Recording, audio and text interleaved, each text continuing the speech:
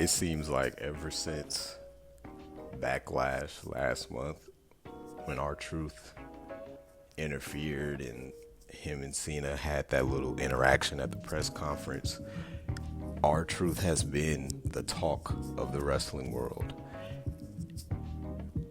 And June 1st, that shit amped up times 10 when WWE decided to release him literally right after the championship match between him and Cena on Saturday night's main event.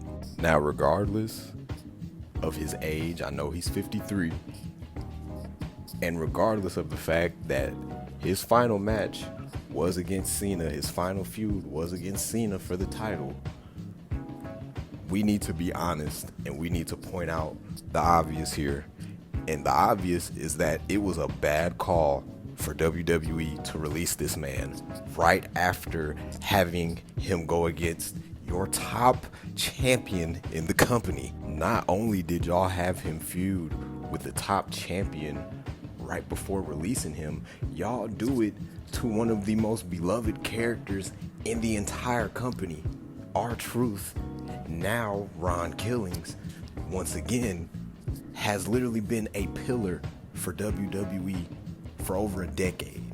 In my humble opinion, this whole We Want Truth movement was again accidentally by WWE design. And once again, you want to know what they did? They had to pivot. And boy, Triple H, that man is an S-tier bullshit artist. The way he went up there when that reporter asked him if they had to change plans for R-Truth, the way he just sat there and smiled and said enjoy the show is like, come on, bro. And I get it because it's, he's the booker.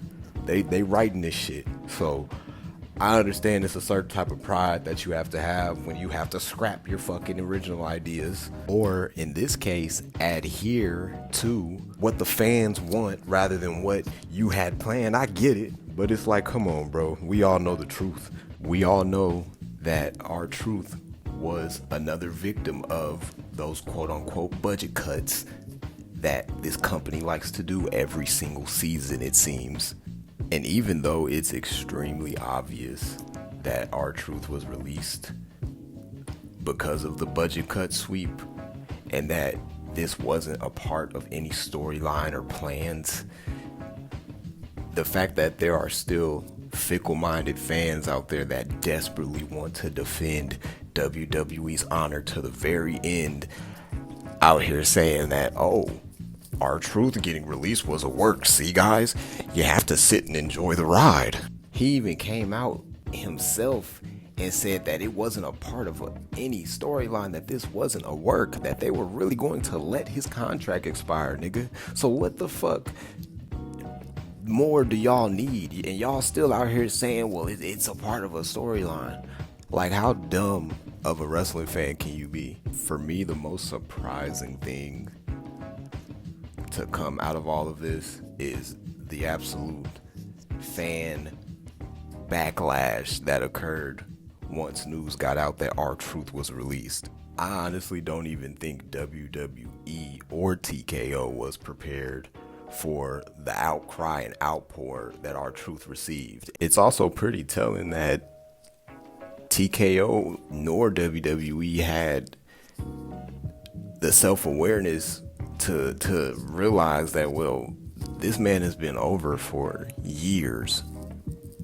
I don't think right now would be the best time to add him to the budget cut list. I just don't think that it was a smart move on their part. Now, I'm not necessarily going to sit here and just solely blame Triple H for R-Truth's release because that was clearly a company business decision. I'm not even going to argue that R-Truth was a big time draw or he was making millions for the company. But all I'm saying is that his release was very, very telling. And this picture right here says 1,000 words.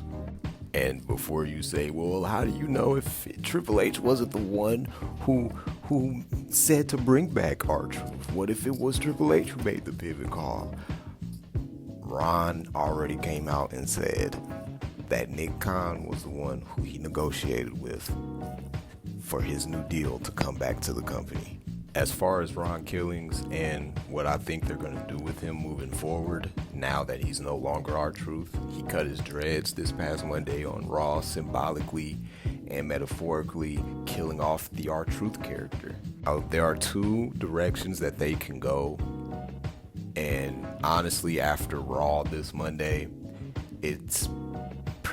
I'm more leaning towards the second option. Option one could be that they could run it back with him and Cena, with him as Ron Killings, and have him be more serious. But I don't see that happening, considering the direction they're going with Cena. Now they're going to go with Cena and Punk again. They're going to run that back for Night of Champions. So I don't see them doing Truth and Cena. I mean, maybe after Cena and Punk, but I don't. Honestly, the chances of that happening now are even lower.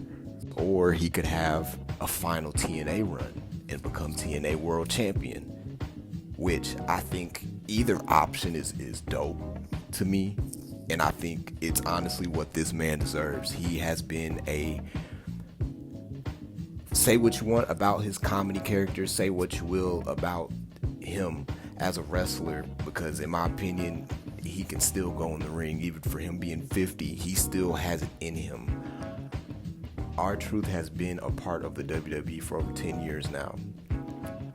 He is somebody that you could say is a placeholder. He's a face of the company, and by face of the company, I mean he is someone who represents WWE as a brand because he's been a part of the company for so long.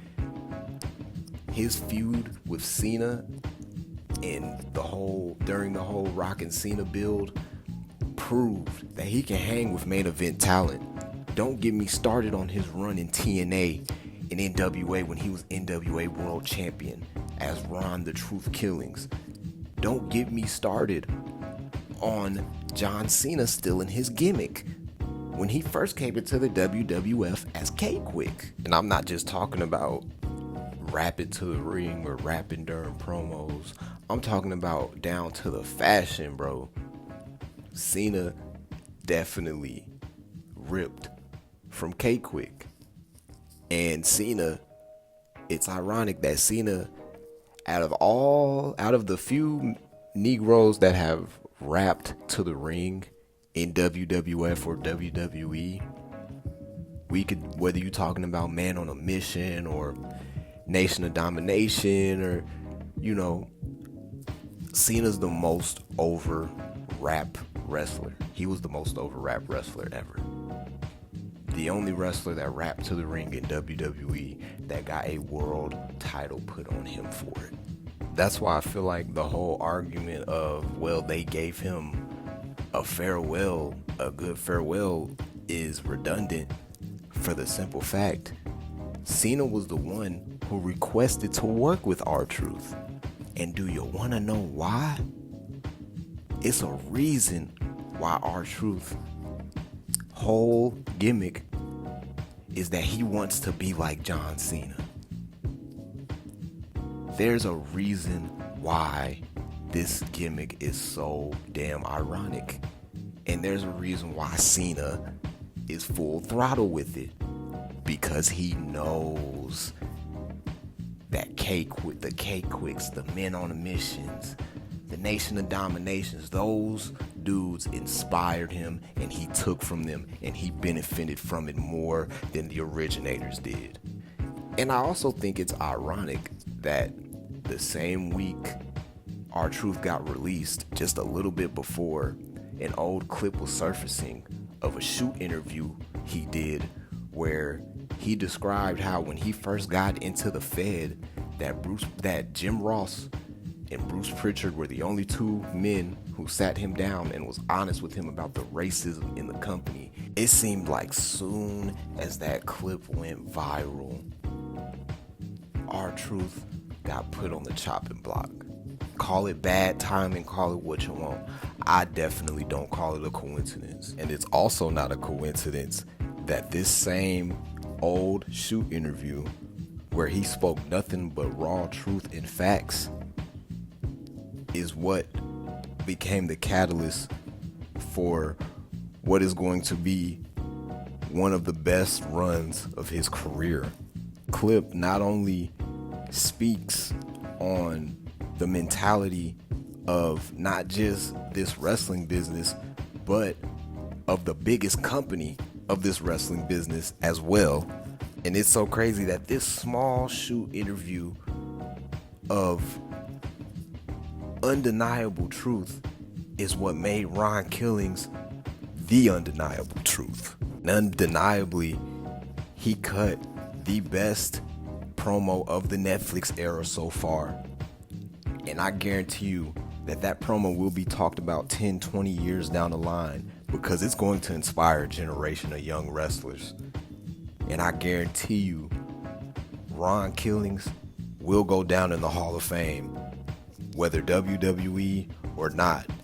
He's going to go down in Hall of Fame history, wrestling history, for not only being able to prove his worth, but stand up and negotiate his spot. He did something unprecedented, and I think that's something that's going to be talked about later down the line. But I'm going to close it out with the clip that pretty much, I feel like, started it all. What was Jim Ross like? Okay, man. John Wayne. That's the best thing I can remember. Jim Ross was like a John Wayne to me, man. Jim Ross and Bruce Pritchard were the only two guys in this sport that ever told me that wrestling is still a white man's sport. Really? Yes. Well, how did they even bring that up in conversation to you? Well, Jim brought up in conversation when I was going to sign a developmental contract with him, and it was like, wrestling still is pretty much a white man's sport, But with any great team, if you got a basketball team with all white guys, you got a Michael Jordan on the team, Michael Jordan's going to stand out. So we want you to be out Michael Jordan in WWF. Ah, shit, man. You cleaned that up real good, Jim. Yeah, I like that. Let me be Michael Jordan then. Well, why do you think he even brought that up to you, that kind of scenario? Probably the racist is here.